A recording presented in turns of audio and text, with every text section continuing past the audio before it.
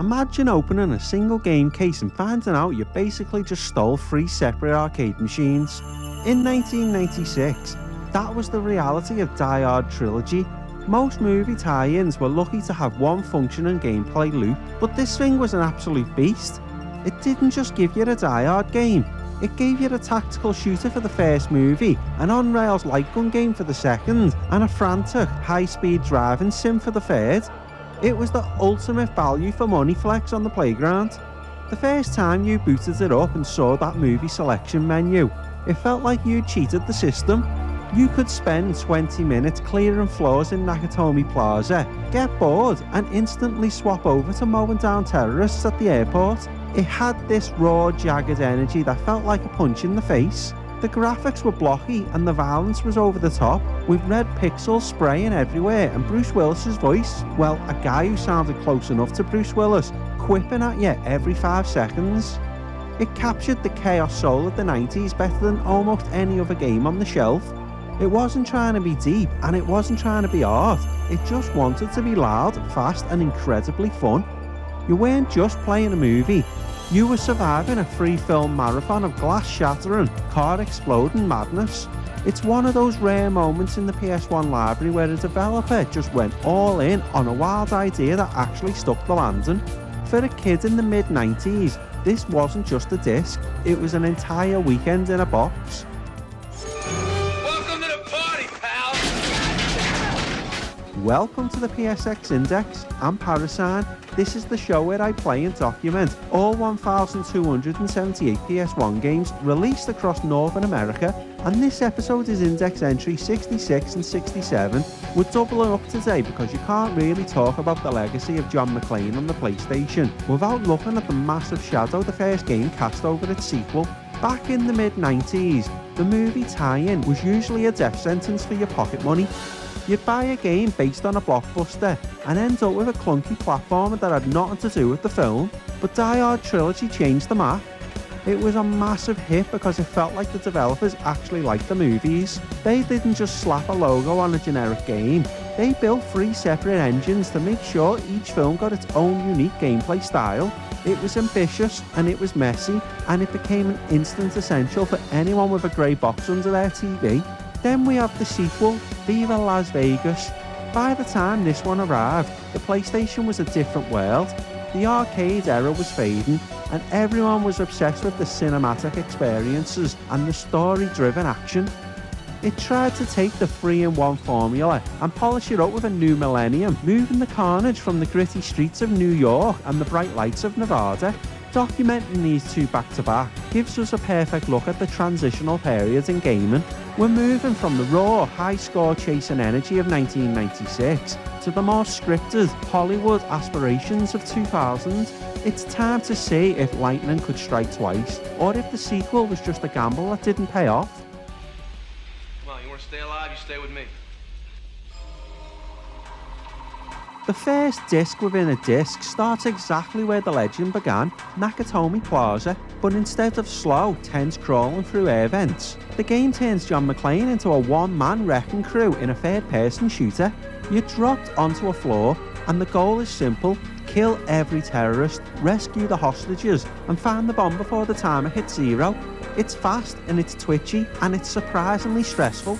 The gameplay loop here is pure arcade adrenaline. You aren't really aiming with precision, you're spraying lead and hoping the auto-target picks up the guy hiding behind the desk before he pokes his head out. There's something so PS1 about the way environments react. You can shoot out the glass windows, blow up computer monitors, and turn a pristine corporate office into a smouldering pile of pixels in about 30 seconds. It captured that glass-shattering aesthetic of the first movie perfectly, even if the character models looked like they were made out of cereal boxes. What really stands out is the sheer panic of the bomb phase. Once you clear the enemies, a timer starts ticking down, and you have to sprint to the elevator to reach the next floor. If you don't make it, the whole building goes up. It forced you to learn the layout of the floors, which were basically mazes of grey cubicles and hallways under extreme pressure. It was about being fast enough to grab a shotgun power-up, drive through a window and scream towards the exit. It's the most Die Hard the game ever feels, capturing that sense of being a guy who is constantly 1 second away from everything falling apart.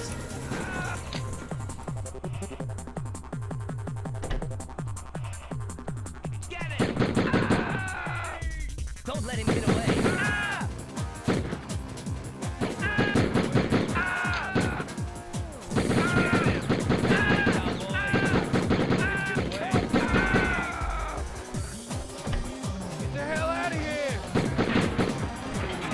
Once you finish with the tower, the game flips the script entirely. You move into the Die Harder segment, and suddenly, you aren't controlling a character's legs anymore. The game turns into a first-person, on-rails, light-gun shooter. Even if you didn't own a Namco G-Con 45 or a Konami Justifier, you could play this with a standard controller, moving across it around the screen like a frantic mouse cursor. It was basically Time Crisis, but with more snow and significantly more luggage. The setting is Dulles Airport, and the screen is constantly flooded with enemies popping out from behind check-in counters, sliding down escalators, or jumping out of the cockpit of a 747. It's a total shooting gallery. The beauty of this mode was the destructible environments. You could shoot the tiles off the walls, shatter the monitors showing flight times, and blow up entire rows of airport seating. For 1996, the sheer amount of stuff you could break made it feel incredibly interactive. It had that satisfying crunch that only 32-bit audio can provide. But the real challenge, and the source of many childhood tantrums, was the innocent bystanders. The developers loved to throw a civilian in a bright purple shirt right in front of a terrorist at the last possible second. If you shot too many civilians, it was game over. It turned the game into a test of twitch reflexes and a trigger discipline. You're trying to listen for that reload voice clip while scanning for grenades flying towards your face.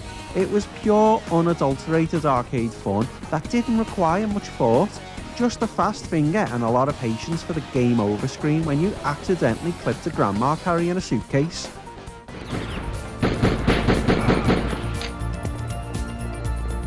Sorry, pal.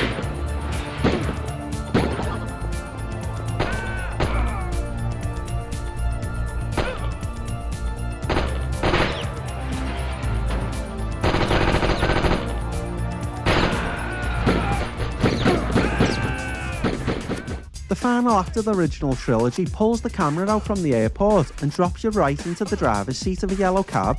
Based on Die Hard with a Vengeance, this mode is a high-speed race against time across a chunky, pixelated New York City. You aren't just driving to the finish line though, you're hunting down bombs planted by Simon Gruber. It's essentially Crazy Taxi, if the stakes were thousands of lives instead of a disgruntled passenger tip. The physics in this mode are absolutely wild. The cars feel like they have zero weight until you hit a corner, at which point they drift like they're on butter. You're slamming through parks, weaving through buses, and taking shortcuts through subways. It's chaotic and loud, with the constant ticking of the bomb timer drilling into your skull. But the most 90s edge detail, the thing everyone remembers, is the blood. If you're unlucky enough to hit a pedestrian, a red splat appears on your windshield, and you have to use your windshield wipers to clear it away. It's a dark, gritty touch that felt incredibly rebellious at the time, and this comes before Grand Theft Auto was even a thing. What makes this mode work is the sense of scale. Even if the draw distance is struggling and the buildings pop in and out of the fog, it felt like you were actually navigating a city. You had to learn the shortcuts and manage your damage, because your car could only take so many head-on collisions with a fire truck before it gave up the ghost. It was the perfect palate cleanser after the shooting galleries of the first two movies. It proved that Die Hard wasn't just a collection of mini-games. It was a tour de force of what the PlayStation hardware could do when pushed to handle three completely different styles of game on a single disc. Hang on! Go, go, go! Look right up here!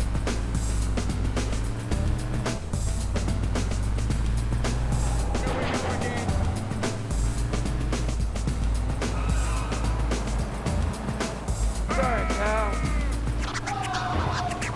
There was a specific energy to movie games in the mid-90s that we just don't see anymore. Today, everything is about brand synergy and making sure the digital actor looks exactly like the real-world counterpart. But Die Hard Trilogy came from a wilder time. The developers didn't have the rights to use Bruce Willis's actual face, so they just gave you a protagonist who looked like a collection of beige cubes with a receding hairline. It didn't matter though, the game had so much attitude that your brain just filled in the gaps. This era was the Wild West of licensing. Because the hardware was limited, the games had to lean on atmosphere and sound bites to sell the fantasy. You had that gravelly voice shouting yippee-ki-yay and Merry Christmas, which was really all you needed to feel like John McClane. It was a Vibe's first approach to game design. It captured the grit of the 90s action, the broken glass, the constant explosions, and the feeling that everything was being held together by duct tape and adrenaline. For the Index, this game is a perfect time capsule. It represents the moment when the industry realised that a movie game didn't have to be a boring retelling of the script. It could be a chaotic extension of the movie's feel. It was loud, it was jagged, and it was unashamedly violent. It felt like something you weren't supposed to be playing, which made it feel more addictive. It was the peak of the arcade at home promise, where the technical flaws were just part of the charm. It set a bar that most other tie-ins would struggle to clear for years, proving that if you got the pacing and the crunch right, the players wouldn't care if the main character was made of 16 polygons.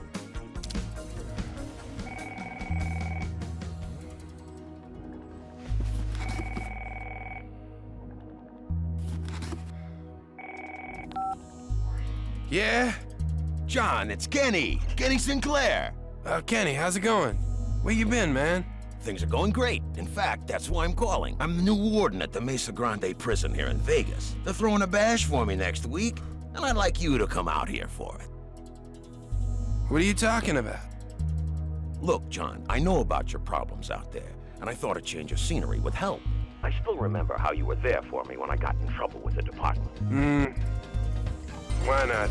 Not like I'm doing much else these days. Fast forward to the year 2000, and the world was a completely different place. The PlayStation was in its twilight years, the PlayStation 2 and the GameCube were the new kids on the block, and the arcade style of the mid-90s was starting to feel a bit dusty. Enter Die Hard Trilogy 2, Viva Las Vegas. On paper, it was exactly what the fans wanted, more of the same freeway action, but with better graphics and a brand new story that wasn't tied to the old movies. It moved the carnage to Las Vegas, trading the gritty New York winter for the neon lights, casinos and desert heat. The first thing you notice about the sequel is that it tries much harder to be the real movie, instead of three separate disconnected adventures. Viva Las Vegas attempts to weave the third-person shooting, the light gun segments and the driving into one cohesive narrative. It follows John McClane, still not quite Bruce Willis, but getting closer, as he heads to a party in Vegas that naturally gets crashed by terrorists. It felt like the developers were trying to chase the cinematic prestige that games like Metal Gear Solid had brought to the console. But there's a catch. It's trying to make everything feel more connected and polished. Some of that raw, jagged energy from the first game started to leak away. The menus were slicker and the character models had more than 4 polygons, but the pacing felt different. It wasn't just about jumping into a quick 10-minute blast of action anymore. It wanted you to care about the cutscenes and the plot. For a series that built its reputation on being a mindless high-speed action thrill ride, this shift towards a more scripted experience was a gamble. It was the PlayStation trying to grow up, but as we'd soon find out, sometimes the unpolished versions is the one that sticks in your memory the longest.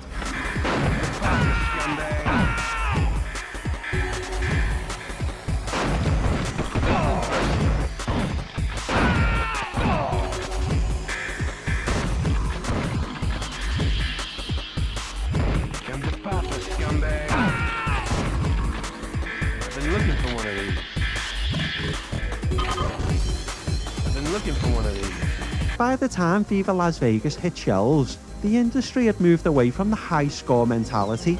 The sequel tried to reflect that by ditching the arcade-style lives and timers in favour of health bars and checkpoints. It wanted to be a cinematic action game, but the transition was awkward.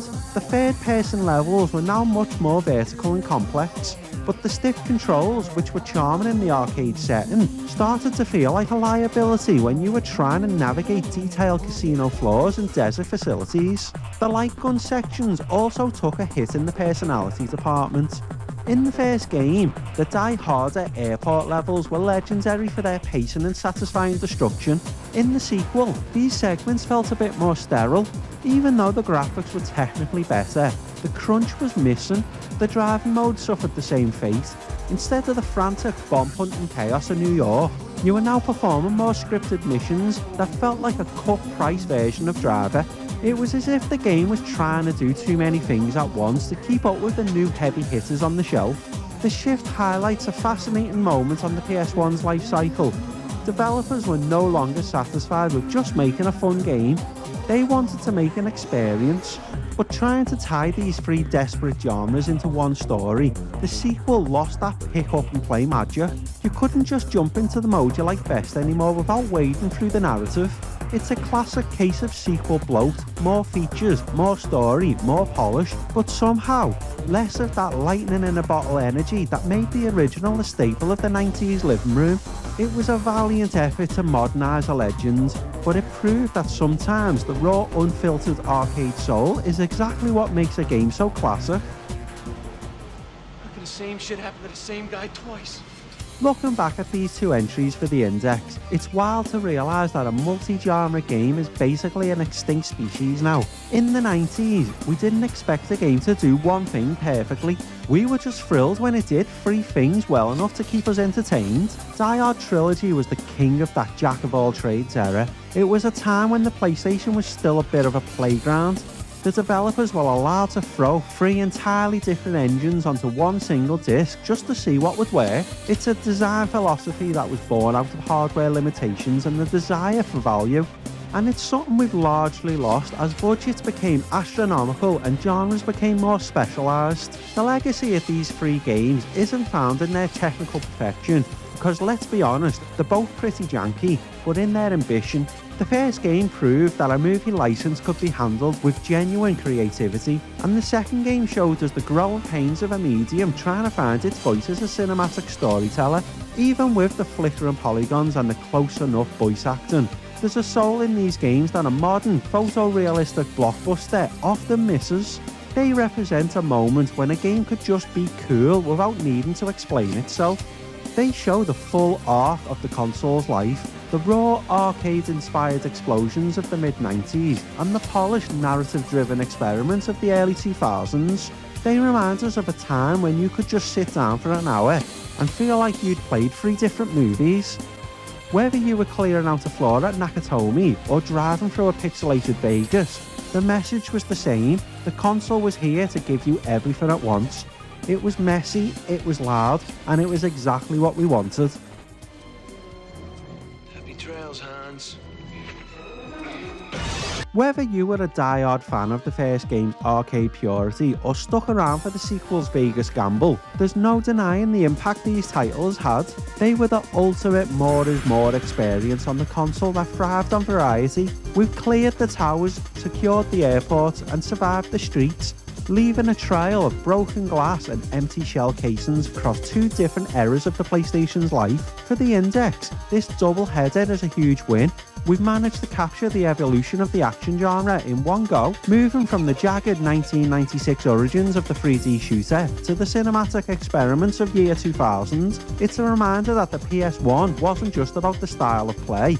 It was a home for every wild idea a developer could fit onto a CD-ROM. The ledger is growing, the memories are coming back, and we're officially moving on to the next chapter of the project. 67 games down, 1,211 games to go. Next time on the PSX Index, we're going down the Die Hard clone era. We're boarding a high-speed train for a game that I personally have a huge soft spot for, even if it feels like the rest of the world has forgotten it exists. It's a tactical cinematic thriller that feels like a cross of what if Die Hard and Resident Evil had a baby, and depending on where you grew up, you might know it by a completely different name. It's time to head to the tracks and keep the momentum moving. Covert Off, Nuclear Dawn, or as I always knew it, Chase the Express, is up next. All aboard. You really think you have a chance against us, Mr. Cowboy? Yippee-ki-yay, motherfucker.